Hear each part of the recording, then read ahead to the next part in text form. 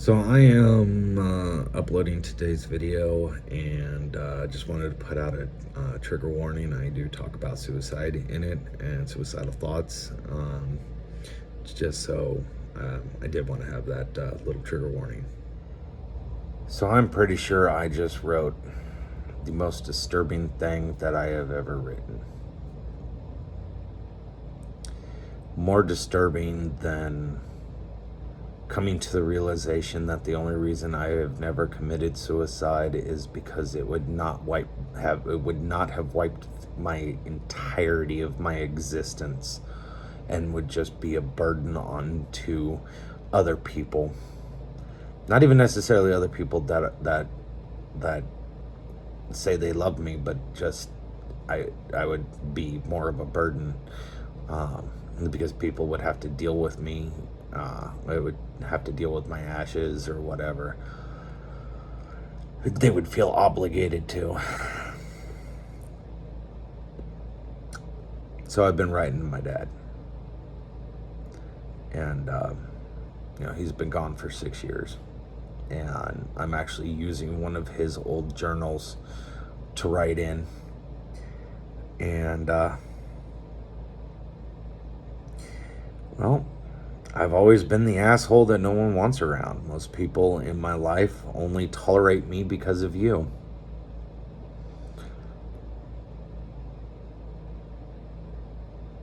I'm called a narcissist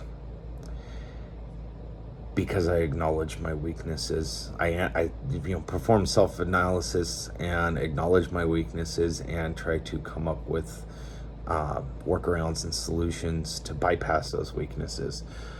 I'm called a narcissist because I have what I feel like is reasonable expectation of productivity of adults in my household. I'm called a narcissist because I feel like in a situation where one person in a relationship leaves the house for 10 to 12 hours in the pursuit of money, and the other person stays home to manage the household, that the person that stays home is the head motherfucker in charge of the household, and their primary task is defining, assigning, and scheduling of household management tasks. They don't have to do those tasks. They have to define, assign, and schedule. And it doesn't matter if it's male, female, or other. Whoever is the one that stays home is the head motherfucker in charge of the house. Okay? It's their responsibility to make sure that everybody is pitching in, and it's their responsibility to make sure that the things are fucking scheduled, so that when the person who has been gone from the house for 12 hours a day doesn't stand there trying to figure out what to do for 2 hours, they have their hour of work, their hour of post-work work done within the first 2 hours of getting home. I don't feel like that's unreasonable. I don't feel like that's narcissistic. That's fucking working together to make your life happen. Okay? Everybody has shit that they have to do that they don't want to do. Okay? I don't fucking want to do laundry. I hate doing laundry. I fucking hate cleaning, unless it's a car. Well, no, I take that back. I actually enjoy cleaning, but cleaning in my way, and that's with the fucking stereo up at 130 decibels and nobody else in the fucking house. I'm a narcissist for trying to look at the past 30 fucking years of my life and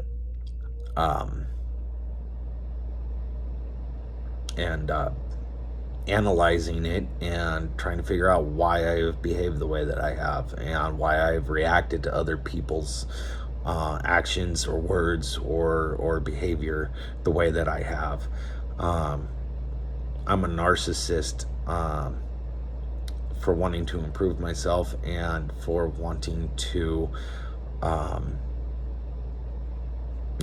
break the fucking cycle of abuse and poor that my family has had. I am a narcissist because I don't believe in debt. I don't believe in emotional purchases. But on the same token, I can't fucking say no to the people that I love. I am a narcissist because I'm trying to see why somebody else's behavior triggered things in me to act inappropriately to their actions. And even though I'm sitting here right now stating that my actions and my reactions were inappropriate, and I'm trying to figure out why so I can fix it, and I have to look at the stimulus to see why I did those things. And there's also you lost it all, you had it all, you lost it all. Is having it all, having a partner that calls you childish when you do self-analysis and acknowledgement of your weaknesses and try to come up with workarounds to your weaknesses? Is having it all, having a partner who refuses to do their job as a household manager? Is having it all, having a partner that refuses to make logical financial decisions instead of emotional financial decisions? Is having it all, having a partner that doesn't back you up with the kids? Is having it all, having a partner who complains about the consequences of their own decisions? Is having it all, having a partner that is more concerned with what other people think than what the reality of their life is? And I'm not looking for an echo chamber here. I'm looking to be educated. I am looking to see, I want to know not just if I am if I am a narcissist, but actual step-by-step breakdowns as to what the fuck I am doing and thinking that classifies me as that, and step-by-step fucking instructions on how to fix it, because I never wanted any of this to fucking happen. I never wanted to be in this situation. None of the things that I did were premeditated in intention. I'm stressed out. People don't listen to me. I have ideas. Would they work? Have no fucking clue, because they were never even tried, because they were called childish. It's childish to have a schedule. It's childish to have a 10-year-old fucking minivan instead of a brand new $45,000 minivan. It's childish to keep your 18-year-old car that still gets 30 miles a gallon, has no fucking issues other than a little bit of fucking body rusting off of it, that gets 30 miles a gallon and only has half of the miles on it that are to be expected from that engine.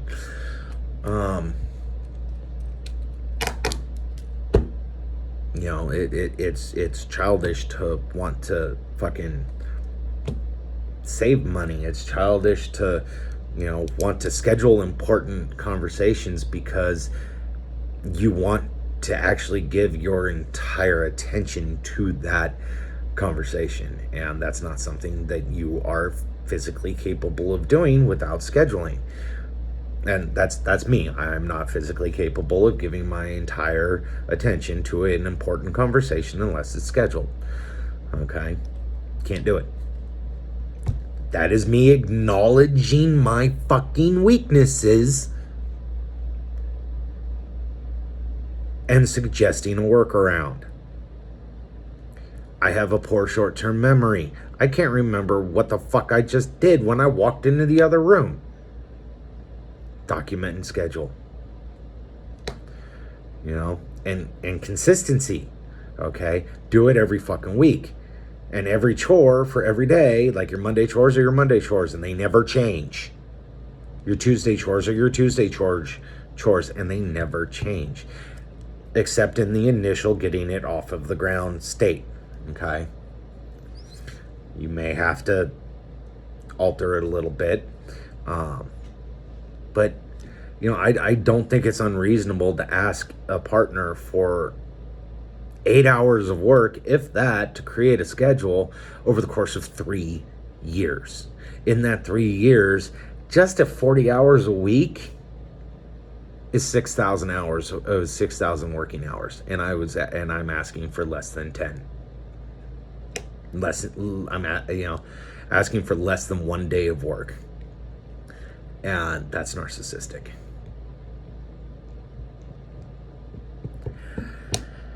Please, somebody fucking define what this fucking bullshit narcissism shit is.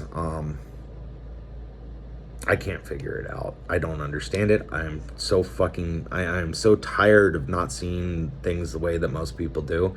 I am so tired of the way that I see the world.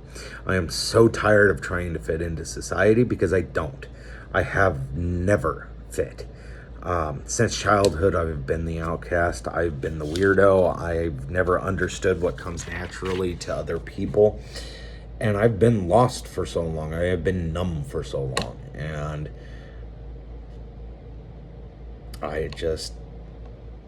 and this is not a crisis situation, okay? I opened it by saying that the reason why I have never successfully suicided is because it would not erase my existence from the entirety of history. And I fully mean that. Because I feel like the world would have been better off had I never been in it. Now, that doesn't mean that I feel like the world would be better off without me in it now. Quite frankly, it would, except for the financial situation for my daughter would not be better off. But nobody wants me in this world.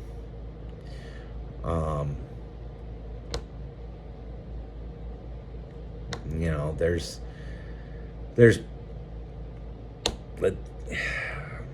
there'd be about a 12-hour period of mourning if I were to die, and that'd be about it. And that's being generous, because I am the asshole that nobody wants around, even though all I want to do is love and you know, and have that, and I just don't know how. I don't know how to operate within the interpersonal relationship, whether it's romantic or friendship or family. I don't know how to fucking do it, and I am a waste of oxygen, and you know, I'm just a number in the system. I'm just a taxpayer. The fucking IRS wouldn't even care because I only make, you know, the fucking basically a poverty level money. You know, I feel like nobody would notice. Nobody would care.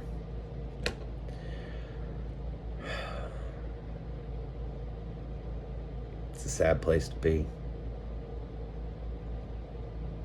Sad place to be, knowing that in about a week I'll be done with my training, and I'll be on the road. And the only person who cares where I'm at is a 5-year-old in fucking Dayton.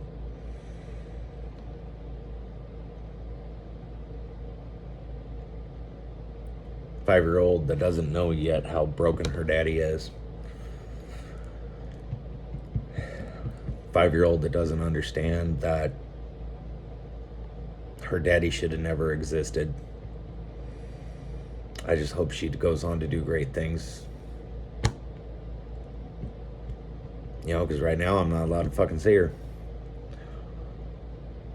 Yeah, I can call her for fucking 5 minutes a night on FaceTime, but you know, she's 5. She hasn't gotten the whole, you know, phone conversation thing yet. She's getting there, but she doesn't quite understand it. She's learning, but so, you know, in about a week I get my truck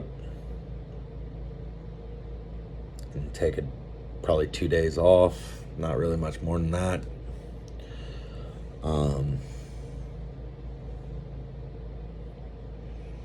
Yeah, I'll probably just take a 34, honestly, because if I get, because I did confirm today that it was 21 calendar days, not 21 truck days.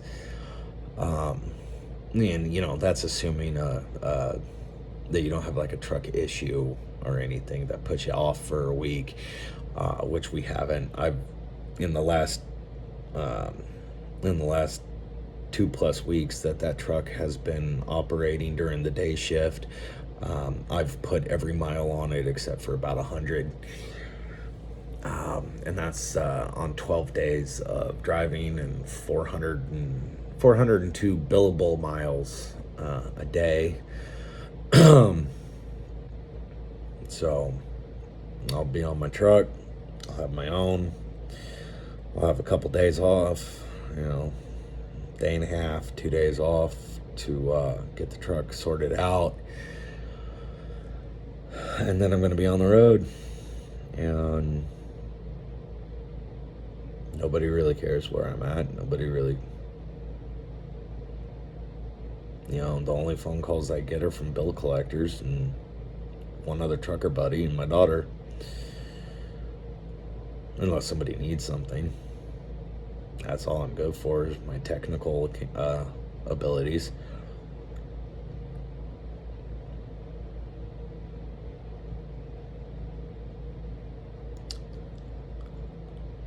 So yeah, it was a mental health update today. Today was an off day. Trainer took a truck in for maintenance. At least I'm assuming he did. He was supposed to. He was supposed to do it 2 weeks ago, but he hadn't yet. And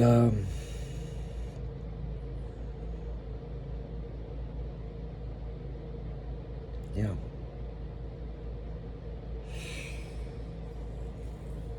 Really, really, really, really, my life has been one fucking failure after another. One whole jumble of shit I don't understand.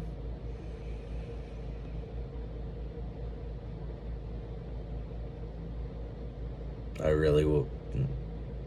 really should have been the Powell son that died at 17.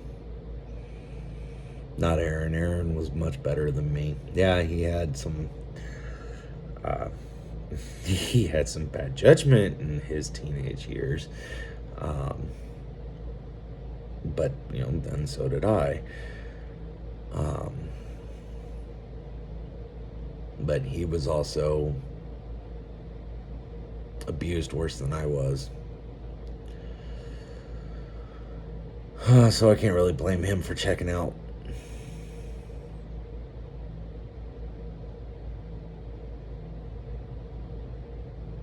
I should have. The world would have been better off. I mean, the world wouldn't even fucking noticed, but there's people's lives who would have been better off without me in it.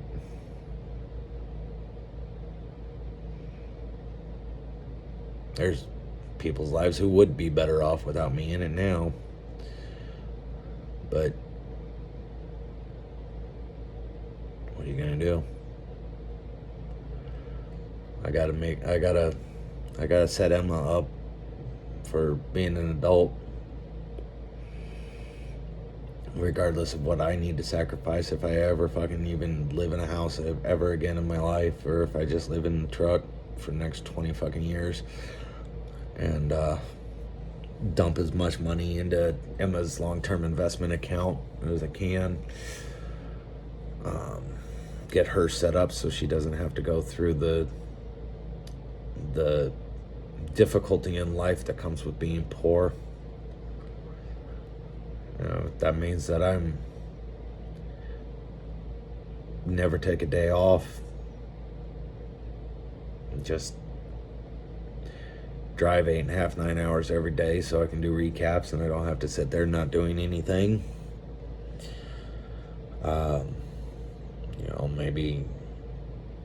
Maybe by get some passive income or something. I don't know, but I'm just so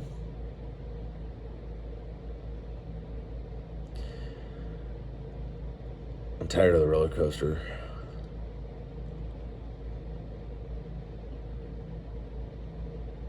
Tired of my life. I'm tired of living. Tired of this country. tired of this world revolving so much around money.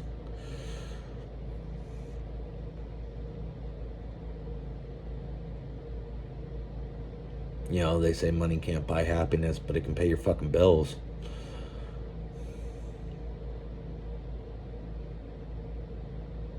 You know, when you can actually make enough money to pay all your bills,